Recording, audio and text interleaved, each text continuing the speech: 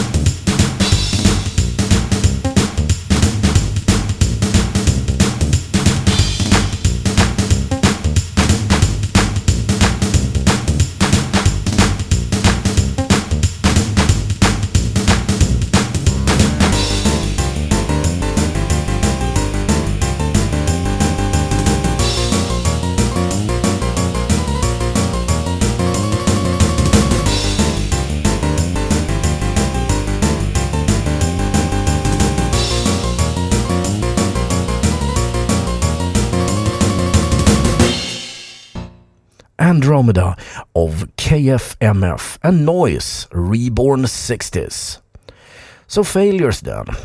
Well, the list of failed computers is so long that I would not be able to fit them within this program. So let's just talk about the Commodore SX64, the Atari Falcon, Amiga 600, Commodore 16, Texas Instrument TI-99/4A, and the IBM PS2.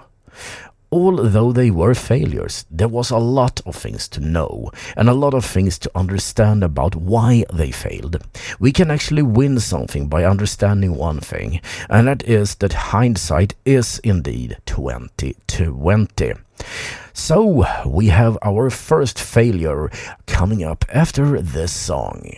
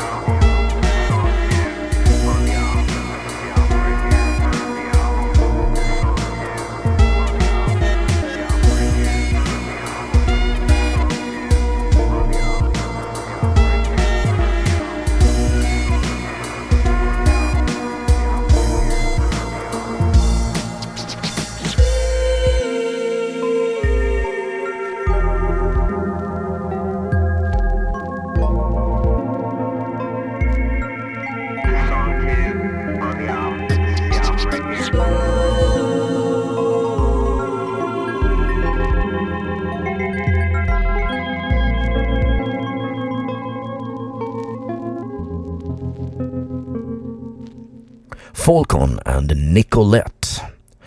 Today's first exhibition object is the Atari Falcon.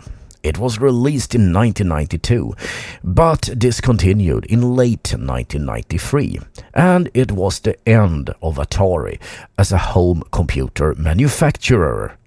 It went up against the Amiga 1200 and was, to a certain degree, the better computer. It had a 68030 clocked at 16 MHz, a bit faster than the 68020 that the 1200 had.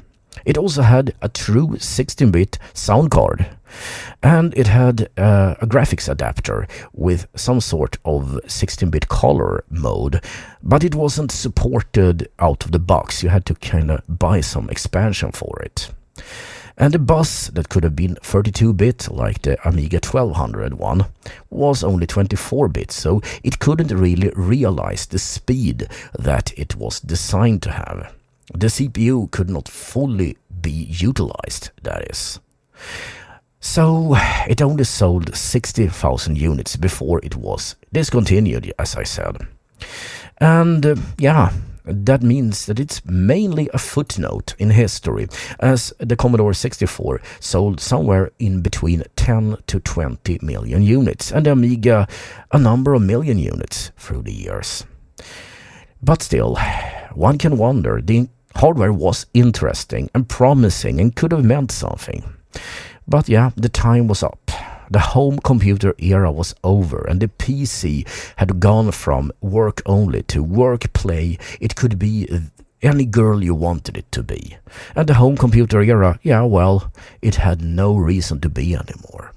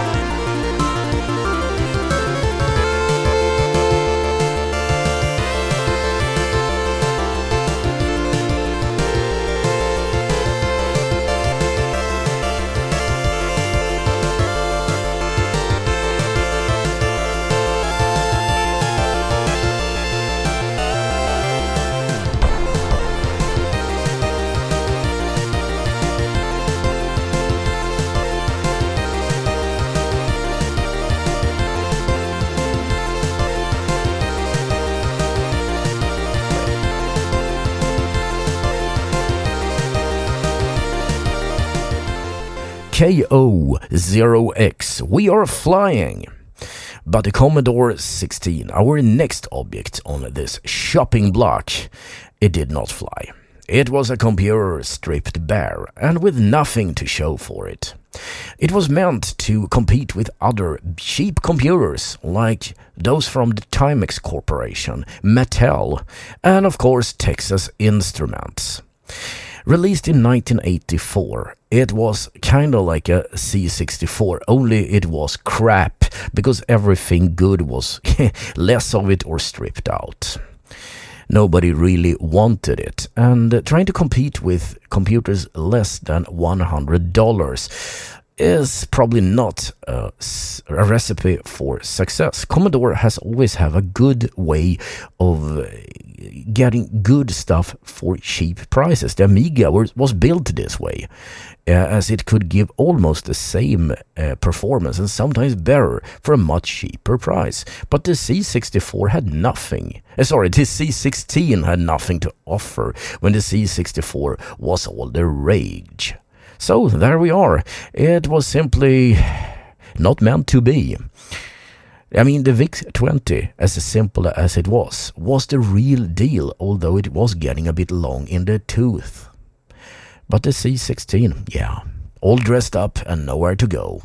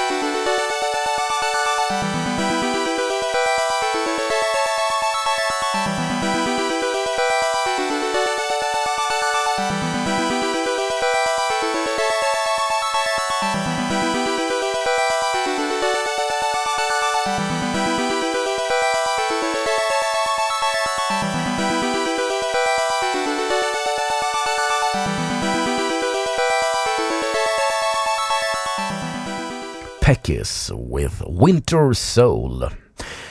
Alright, if you're a CEO, that's a Chief Executive Officer, and you're sitting with your new brand beautiful Executive 64 from Commodore, maybe you shouldn't have it connected to the wall socket when you're sitting beside a watery pool.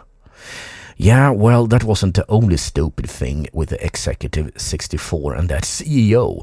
Commodore know that the Commodore 64 were meant for one thing, and one thing alone. It was meant to take on IBM and become this cool office computer.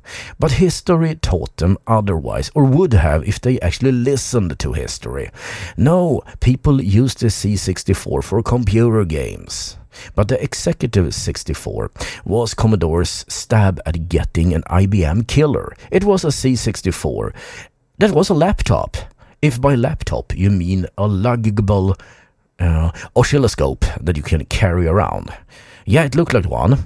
That wasn't a totally, well, there was a quite common way of doing it back then. But just think about it. None of the executives wanted it. It was IBM because nobody has ever been fired for choosing IBM, okay?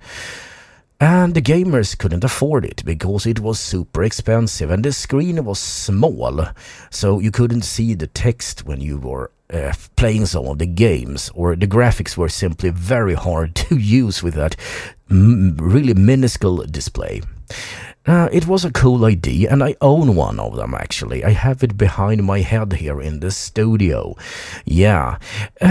9,000 units were sold, and eventually, well, geez, surprise, Commodore did shut it down. There is a rumor there is a newer one called, I believe, a DX64, which would have had, two diskette drives. For pretty obvious reasons, it was never created and released.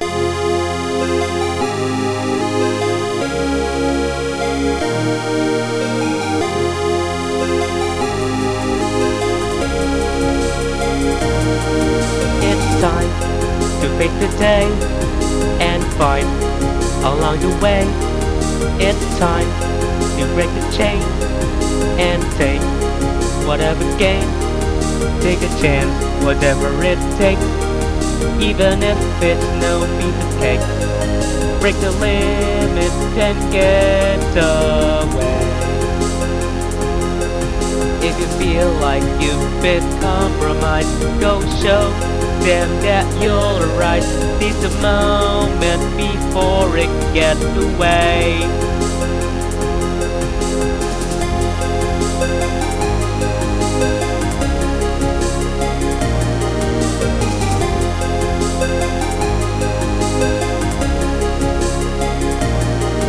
It's time to find a way, no matter what they say.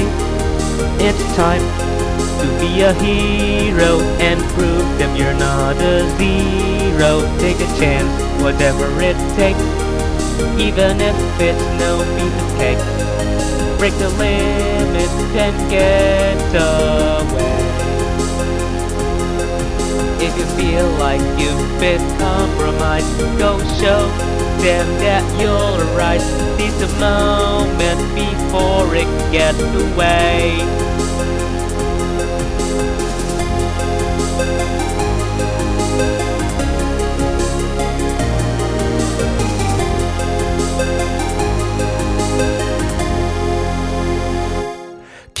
You say, it's time. But time was not on Commodore's side when they decided to release the Amiga 600, a computer that not even David Pleasance wanted to hold in his hand. The year was 1991 and the Amiga 1200 was still a year away. So they needed to release something here and now, a stopgap measure if you want to, okay? So they decided to release the Amiga 300, but someone pointed out that the old machine that everybody knew was called Amiga 500, so 300 sounded like it was a less computer, a worse computer if you want to. So they changed that to Amiga 600. All good and well until they actually unveiled the design. First of all, if you had an Amiga 500 or this infamous Amiga 500 Plus, you probably upgraded it a number of times. So you had a hard drive, a little bit of extra chip RAM, maybe you installed Super Denise, the better display card, so to speak, or some other stuff. You upgraded the kickstart. This is pretty much what the Amiga 600 was. It was a 500 with all those extra doohickeys plugged in. Okay, it removed the, numeric keyboard, which was a bad mistake because some games actually needed that. Try to play F18 without a numeric keyboard, no fun. And they also supplanted the Sora port on the side with a PCMCA port, which couldn't stack, which meant one expansion unit only. Okay, no surprise that computer was shunned by people, and actually if you look at how the financial catastrophe unfolded, actually the tipping point is 1991, probably due to the CD-TV and the Amiga 600 alone. It is possible that Amiga 600 single-handedly, or with the help of the CD-TV, as I said, brought the whole company down.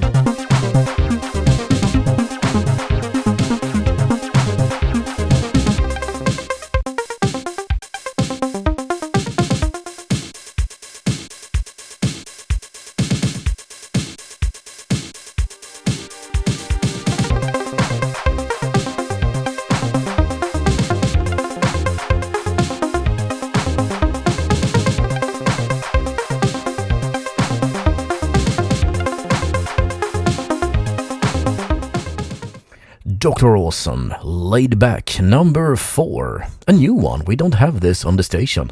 Until now, obviously. Well, timing is the key to success and failure. It kinda helps if you understand the market, the customers, and the trends. And for Commodore, that was no, no, and hell no. They had no clue. Their research was lacking for a number of reasons that I don't have time to talk about today. They had absolutely really crappy idea of what the market demanded. And yes, the customers were treated badly, and actually Commodore was infamous for treating their resellers and the repair places badly as well. And there was a group of people that actually were shareholders in Commodore, and they actually started a organization to try to take Commodore to task, but eventually they had nothing to deal with as Commodore went under. And this is true for many other corporations, organizations that fail to see what's going on. Then again, hindsight, as I said previously, is 2020, so yeah, you know, there is that.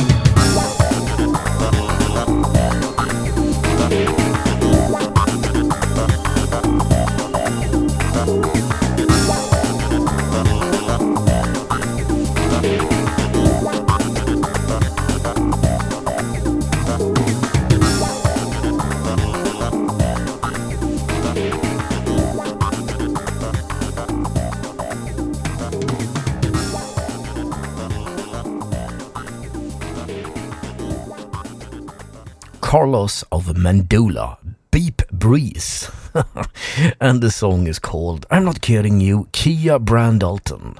Okay, you're trying to make this hard for me. Yeah, you are. So let's talk about the CD-TV. What is it meant to be? Don't ask, we don't know either, says Commodore. Well, okay, we spoke about it in a previous episode, so yeah, I will not go into deep, but it was known as the Commodore Dynamic Total Vision. And it was released in 1991. It seems like everything went pear-shaped for Commodore that year. Yes, and it was...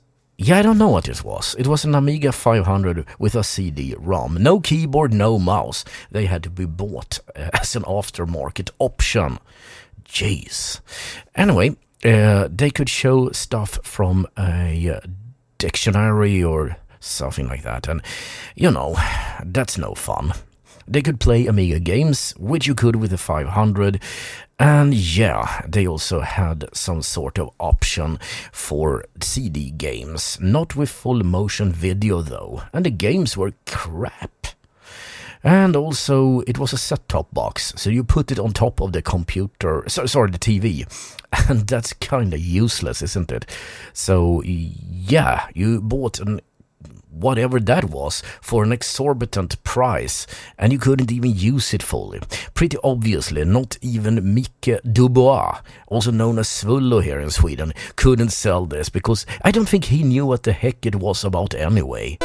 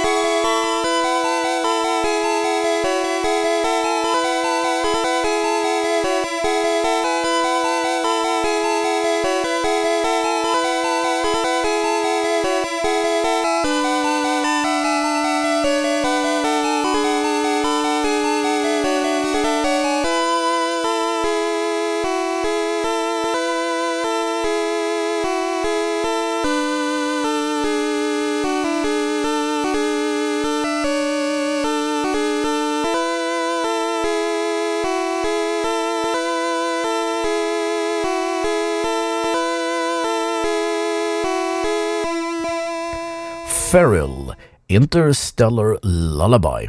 Well, we have had no failure since Commodore failed, right? Well, no. No. We have had a number of them.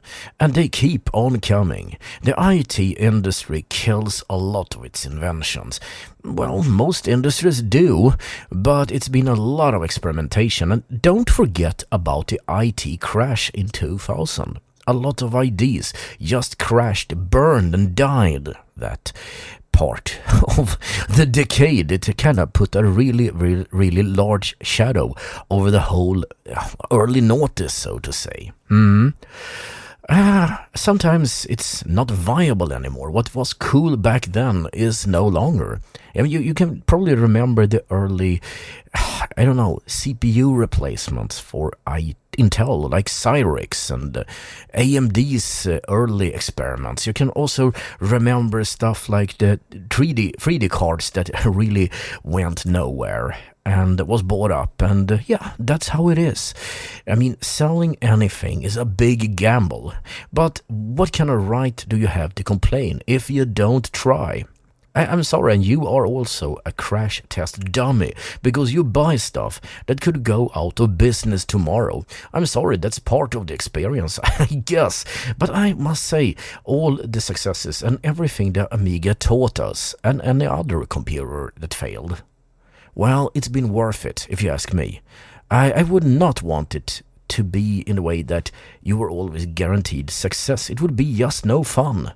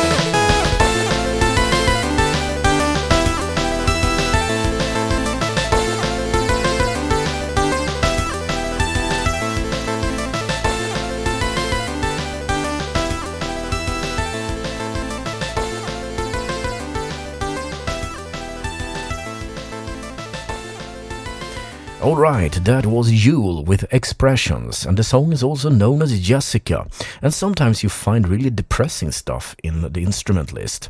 Here is Jule's comment about Jessica, and he hopes that he will get to know her again. It seems like they had to kind of break up or something. It's in Swedish, and he says, I hope that Jessica says hello sometimes, and eventually give me a hug and a kiss as well. Ah, yes. Yeah. The instrument list can be really sourced for a bit of drama every now and then.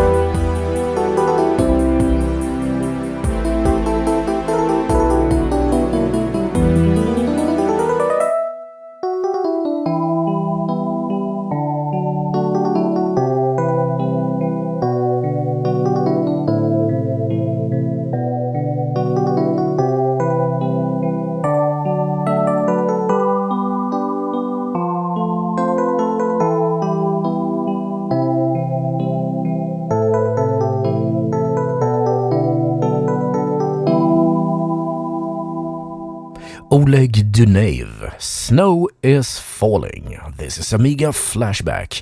And let's, raise a toast to all those lost in the war. IBM PC Junior 84, Commodore Plus 4, also 84, Sinclair QL, oh yeah, 1984, Apple Lisa 83, Commodore 128, 85. Next computer, Job's little dream, 88. And that's a very incomplete list, you know it. So what killed them? Well, 1984 is not just Orwell's nightmare. It was a nightmare for computers as the gaming market crashed. It totally bottomed out, so to speak. It was because it was flooded with inferior games and people didn't trust the platforms or the games. When everything had recovered, a number of brands went under. Okay, interesting enough, Nintendo's CEO, he learned from the lesson. So when the Nintendo Entertainment System, the classic Nintendo, when it came out, he had a demand and said, hey, I will never ever allow you to release a game from this console before I have signed off of it. In short, he had to play the game and then say, yep, it's good enough. That was part of his duties as a CEO for Nintendo. Now, that is a story, isn't it?